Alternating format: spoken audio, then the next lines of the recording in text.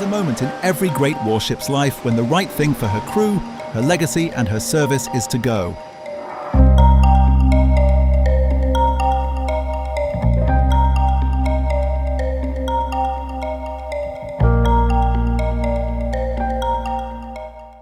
For the USS Nimitz, CVN 68, that moment is now.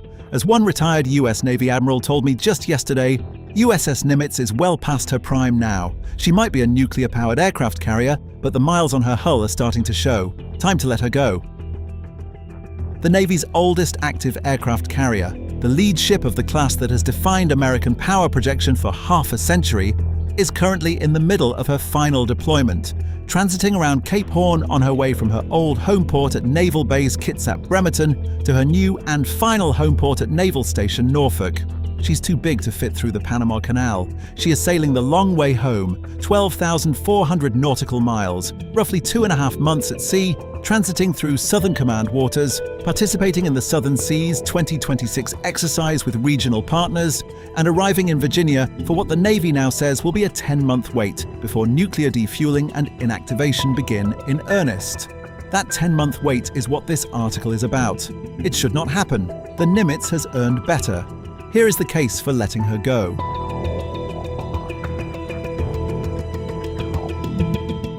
Originally, the Navy planned to retire the Nimitz in fiscal year 2025. Schedule slips on her replacement pushed that to a planned May 2026 inactivation. On March 14, 2026, the Navy announced an additional 10-month extension, pushing decommissioning to March 2027, exactly aligned with the projected delivery date for the second Ford-class carrier, USS John F. Kennedy, CVN 79. The reason for the extension is not strategic. It is statutory. A 2011 law requires the US Navy to maintain at least 11 operational aircraft carriers at all times. Decommissioning Nimitz on her originally planned May 2026 schedule would, on paper, drop the fleet below 11 carriers for the period between her retirement and Kennedy's commissioning. The extension keeps the Navy in compliance with the law. That is the entire rationale for keeping a 51-year-old warship in the fleet for an additional 10 months. Not capability, not a war-fighting need, not a strategic gap that no other carrier can fill. A statutory headcount, at least in my opinion. The Nimitz herself, by all available indications, is not being asked to perform meaningful operational work during the extension period. Defense reporting indicates she is not certified for national tasking, meaning she cannot be called on for the kind of high-end combat operations that the rest of the carrier fleet is structured around.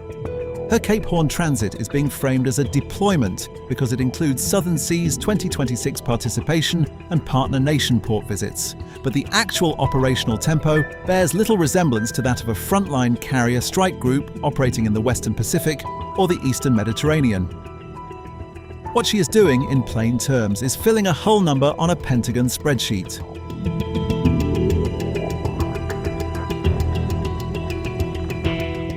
A nuclear-powered supercarrier in active service is not free. Crew costs alone for a Nimitz-class carrier run into the hundreds of millions of dollars per year, roughly 3,000 ship's company sailors plus another 2,500 in the embarked air wing during deployment. Maintenance costs on a 51-year-old hull are substantially higher than on a younger carrier.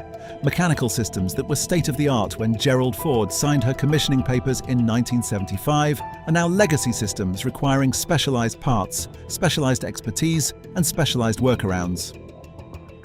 The opportunity cost is the bigger number. Every dollar spent keeping the Nimitz operational is a dollar not spent on the Virginia-class submarine production rate the Navy desperately needs to raise.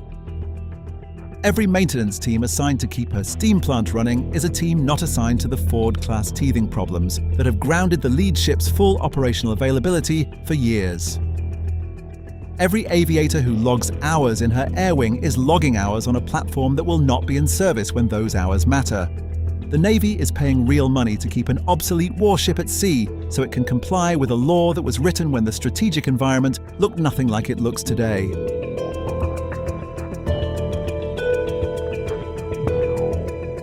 The case for retiring her with honor rather than extending her further is, in part, a case made by the record itself.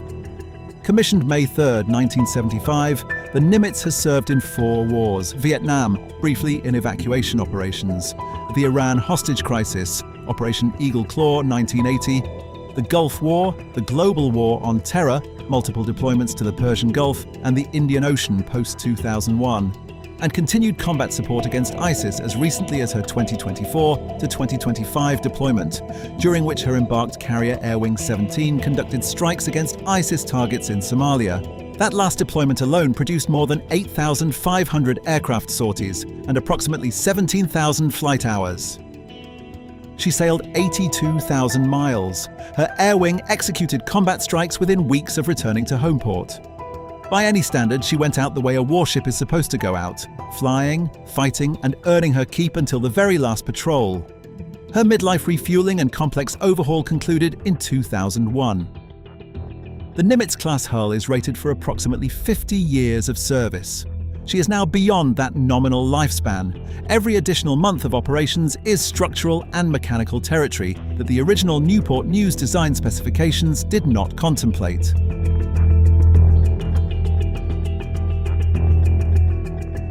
The argument for the extension is the 11-carrier statutory flaw. The argument against it is twofold. The flaw is increasingly disconnected from operational reality, and the Nimitz itself is not actually contributing to the flaw in any meaningful way. The 11-carrier mandate was written into law during a period when the US Navy was actively producing carriers at a sustainable rate, when peer-competitor anti-access threats were nascent rather than mature, and when the political assumption was that the carrier was the unchallenged centerpiece of American naval power. None of those conditions still holds. The Ford class is delivering years late and over budget. China and Russia are fielding long-range anti-ship weapons that have even prompted carrier advocates to question the platform's survivability in a peer fight. And the operational reality of the current fleet, with USS Gerald R. Ford coming home from an unprecedented 11-month deployment, USS Dwight D. Eisenhower, USS George H.W. Bush, and USS Carl Vinson all rotating through high-tempo deployments, bears little resemblance to the assumptions that produced the 11-carrier law. Keeping the Nimitz in service for 10 additional months does not address any of those problems. It addresses the optics of a temporary headcount drop. The actual operational fleet during the extension period is 10 carriers plus a 51-year-old warship not certified for combat tasking. A more honest reading of the strategic situation would be to either accept a temporary 10-carrier fleet, push to commission Kennedy faster, or amend the statute. Pretending the Nimitz still counts as the 11th carrier is a fiction that costs real money and ties up real maintenance and crewing resources.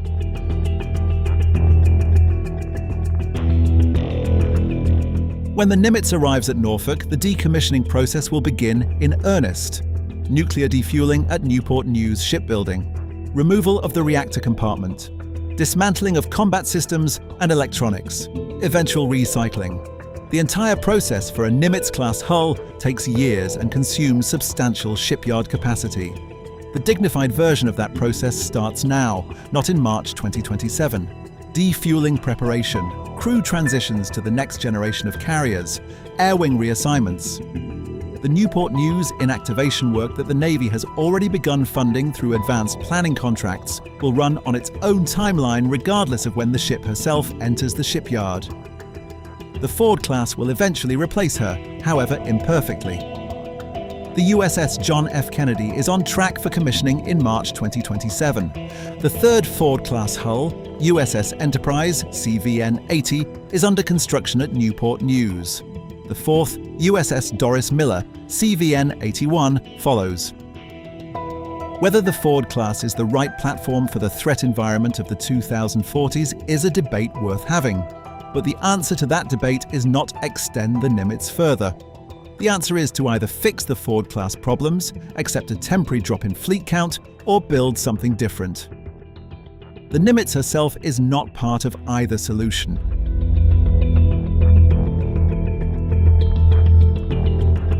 There is a particular kind of respect that a Navy owes to a great ship at the end of her service. It is not the respect of pretending she is still useful in roles she can no longer fulfill. It is not the respect of sailing her around Cape Horn as a glorified ceremonial transit because the law requires the appearance of fleet strength. It is the respect of letting her finish her career while the record is still good, and the Nimitz's record is one of the best in the history of the US Navy. 51 years, 4 wars, tens of thousands of sorties, generations of sailors who served on her and went on to serve on every carrier that came after. She has earned the right to go first, to be the first Nimitz-class carrier decommissioned, to set the institutional precedent for how this class of ship leaves service, and to do it on a schedule that reflects her actual operational state, rather than a statutory accounting requirement. The Navy has now delayed that retirement twice, once when fiscal year 2025 became May 2026, again when May 2026 became March 2027. Each delay has come for the same reason. The carrier she was supposed to be replaced by is not ready.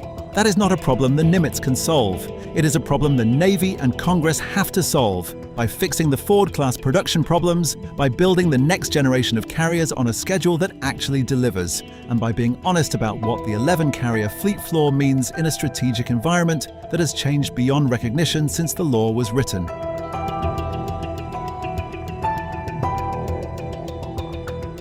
The Nimitz cannot keep waiting for the Navy to figure out its replacement timeline. She is too old, she is too tired. She has earned better than to be the float test ship of the carrier industrial base. Bring her home, defuel her, break her up for what comes next. The right way to honor a great ship is to let her be done.